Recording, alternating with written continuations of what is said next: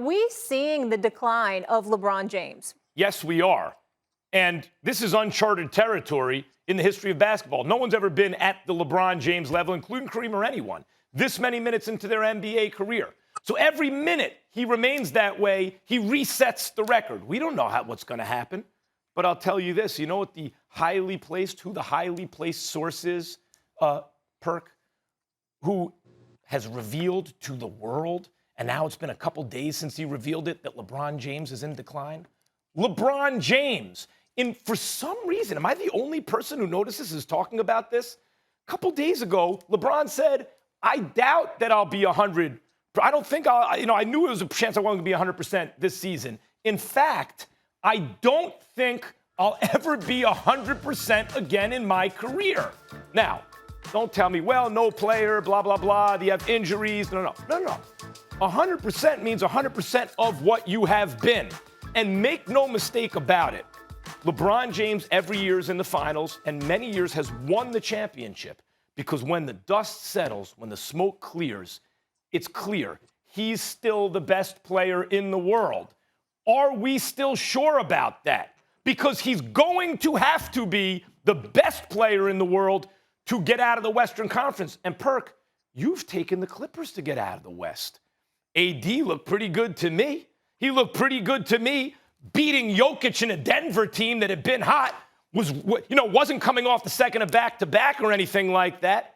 You mean to tell me LeBron is not in decline and the Clippers are going to beat him anyway, Perk? Well, first of all, Max, you know, every time I come on here, I start to appreciate you more because you start making sense about your basketball talk, right?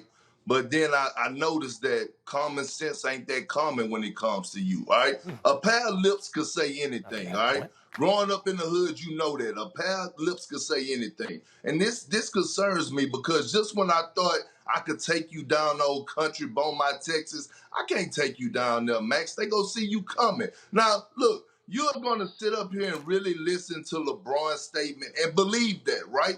Right? He's playing reverse psychiatry. Like, listen. Thank you. I said that yesterday, Perk. I can't believe you're taking that at face value, trying to set the bar low. Carry on.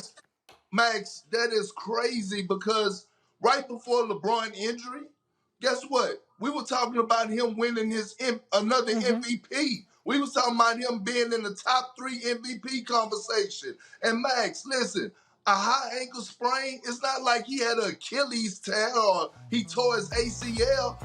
He's going to bounce back from this. And Max, by the way, you of all people should have learned by evaluating Kevin Durant this year, which are what is it? What you're saying is almost all the time, whatever it is, that a player that tears his Achilles never come back the way he should, and Kevin Durant did just that. So you're not going to sit up here and tell me that a LeBron James with a high ankle sprain, an injury that could just sideline you for 2 months, that you could ice, you could stem, you could walk around in a boot, and then you could be back to your normal self. History says it. Be back to your normal self in 2 or 3 months, that his career is on the decline. His career, Max? I can understand if you just said this season, but not his career. A high ankle sprain is like the last stop before you go, uh-oh, right? Like, you hear that, you go, okay, that was a close one. But it's still nothing good. And at LeBron's age, Perk, every setback has to be considered in the context of the age and minutes he's played. Even when earlier in the season, he was stepping on the gas both ends of the floor. And AD came on this show and said, hey, I challenged LeBron when I got to on the defensive side, because we've seen post Pat Riley, Eric Spoelstra, Miami, LeBron clearly thought to himself, if I want to play a long time, I can't have the pedal to the metal on the defensive end all regular season. I'm the only one in the finals every year. He was smart. And then in high leverage moments, he could hit the gas.